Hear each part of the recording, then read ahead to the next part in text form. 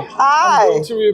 I'm going to refer to you as Dr. Sharon Barnes. Oh, thank you. Because you're worthy of it. You Thank work you. for it. Yes. And I'm so honored to have you. Oh, thank you. I'm sharing the stage with you, and my programming is Moments with Adele.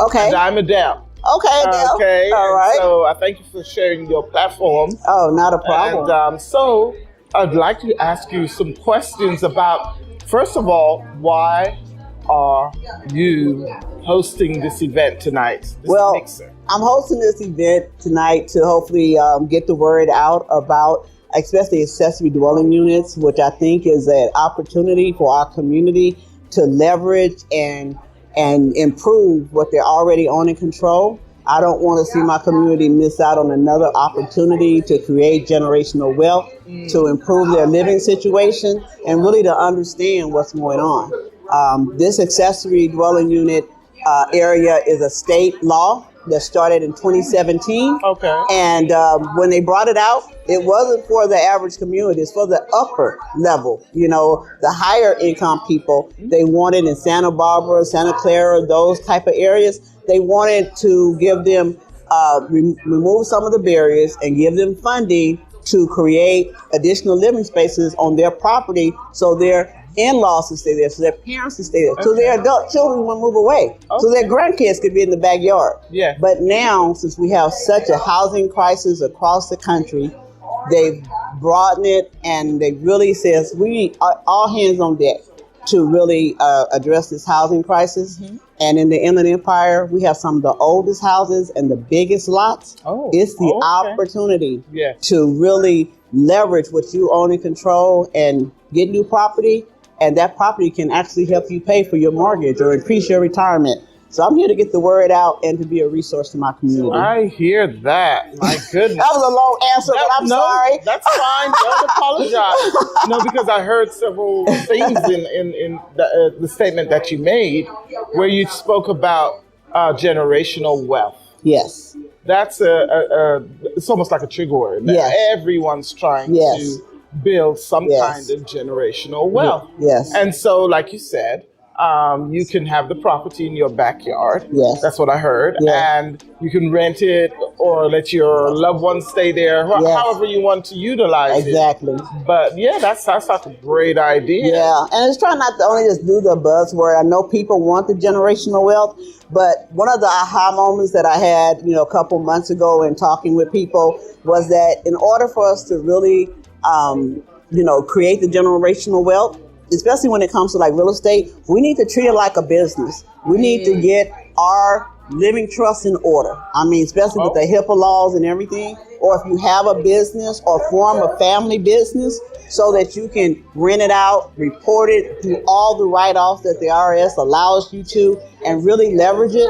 And so, like I said, I'm running my mouth, but that's kind of that attorney in me. And so I practiced law for 25 years. Oh, wow. And I am really passionate about accessory dwelling units because it really gives me an opportunity to bring the legal experience, the managerial experience. I'm a realtor for over 15 years. All that's coming together to help people. And I'm excited. And I really love my community. So I'm doing consulting where I can hold their hand through the whole process. So there are so many moving parts that if you look at the law, you look at the requirements, is people, they get paralyzed with it. Mm-hmm. And so I'm here, like you say, tonight to get the word out that don't get paralyzed, don't let this wave move. We have resources right here at home.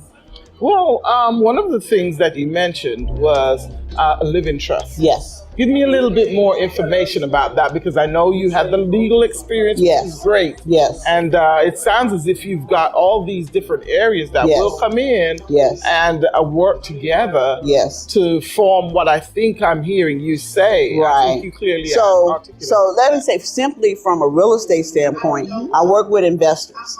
And I can tell you that over the 15 years of working with investors, not only single family houses, but multi-million-dollar commercial properties, that a lot of investors hold an average of $5 million in their living trust that's just for their family before they do business with anybody else. Okay, family's going to be taken care of. I've worked for a broker that actually bought a house for each of his kids And those houses, over appreciation and how he handling his trust, is paying for college tuition. I think we need to do that as well. Yes. On the other side, when I practiced law, my mother's friends start having some issues.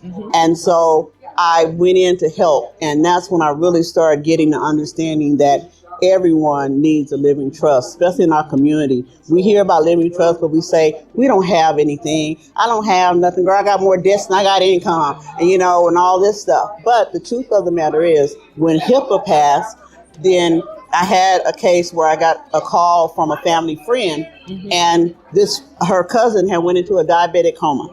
And this cousin had never been married and didn't have any kids. And so her parents flew out from Tennessee, 84 and 86 years old, by her bedside.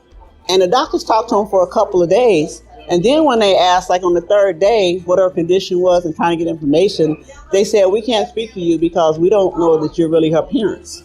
And they said, why would we be at this 56-year-old woman's bedside if she wasn't our daughter? The doctor said, I'm not questioning that you're not telling the truth, but I legally can't talk to you. Yeah. So I got the call and they told me about it. I stayed up all night doing a conservatorship because if you're over 18 years old and cannot handle your affairs, you have to get a conservatorship. Okay. Even if you're married. Community property does not wipe that out. Okay. So I stayed up and I did the conservatorship. And then the next day I was reaching out. I didn't hear anything. And then a couple days later, I get the call and she had passed away. So all the information I had for the conservatorship, I had to do a probate action. Wow. And she had a house over in Realtor, and I had to work with her family to not get the house foreclosed, to improve the value and all this stuff. But, if she would have had a trust, she could have named who steps in. Imagine coming from Tennessee, walking into a house in Realtor and having to find your relatives' important papers. Wow. And you've never been in the house before. Yes. Okay, and she got a car in the driveway. So it's just those kind of things. I had another client, married 47 years.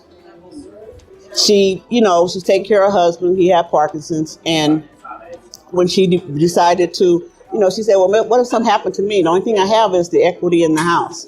They were joint tenants, and she couldn't access that equity without going to court to get a conservatorship over him. Wow. And so the first thing they did was appoint an attorney for him. So 47 years of marriage, and the court appoints an attorney to come in to say what you can and can't do for your spouse. Wow. We need a trust, not only for the medical, but to take care of the assets we work so hard for, to pass them on to children, to create college funds for the grandkids, and, to have a safety net. Yeah. And so it all's working together now. Yes. So, again, I'm passionate about a lot of things. Yes. It all comes back to leveraging what you own and control, and taking care of your assets that you work so hard for. Well, I do thank you for just explaining all of that, because some of that I didn't even know. Yeah. And so, I'll be looking into, those conservatorships and trust funds and so on and so forth. Yeah. And so that's good if you're incorporating that into this program that you have with the housing and so on. And it's good that you have that broad knowledge that you can share with your clients. And I have a team of partners. One of my financial partners, T.R. McCarthy, is here with me tonight, known as the Loan Guy. I have modular partners that can take your concept of a modular home all the way through construction, and contractors that can also do from ground up construction. So whatever you need, or garage conversion. We just need to put the resources together and let them do their job. And then I'm here to make sure that you understand what's going on and that you can find the resources you need to make your accessory dwelling unit a reality.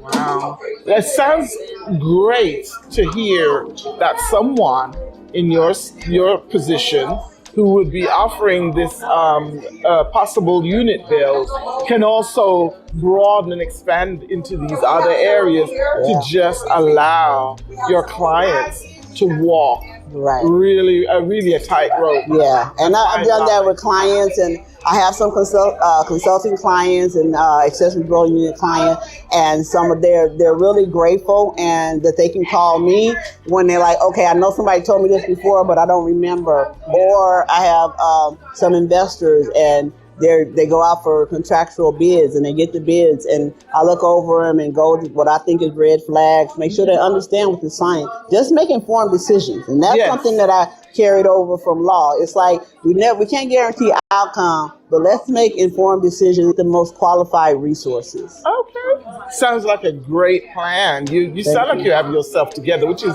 really important for me to understand. You know, I'm speaking for everyone else. I'm sure they want to know that if they're going to embark on business with you, that they know that you've got them covered. Yes. And it sounds to me like you have a broad coverage. Thank you. Yeah, because it's a high ticket item, and I know like I said, it's a lot of moving parts, and but we can get it done. We can't sit on the sideline and watch everybody else do it, and then go beg to rent from them. Right. Okay. Right. Then we need to switch that around. Exactly. And I hear the wealth building in that. And so I want to say thank you. Okay. For just sharing so much. And I'm sure everyone will appreciate your information. Okay. When you put it out there, definitely put this out there. Yeah. So I'm on social media. We have a YouTube channel under ADU Advantage, and I'm on Facebook as well, Dr. Sharon Barnes and ADU Advantage. You can find us and reach out and connect with us. And like I said, I'm just trying to educate. I really want to be an educational and resource hub to my community. Turn and face the camera and tell them where to find you. You can find me at Dr. Sharon Barnes, realestate.com, ADUadvantagenow.com, and on Facebook, social media, and LinkedIn. And I'm Adele of Moments with Adele. I was the host, and Miss Barnes asked me to be the host, and I'm thankful to her. I really learned a lot from her information.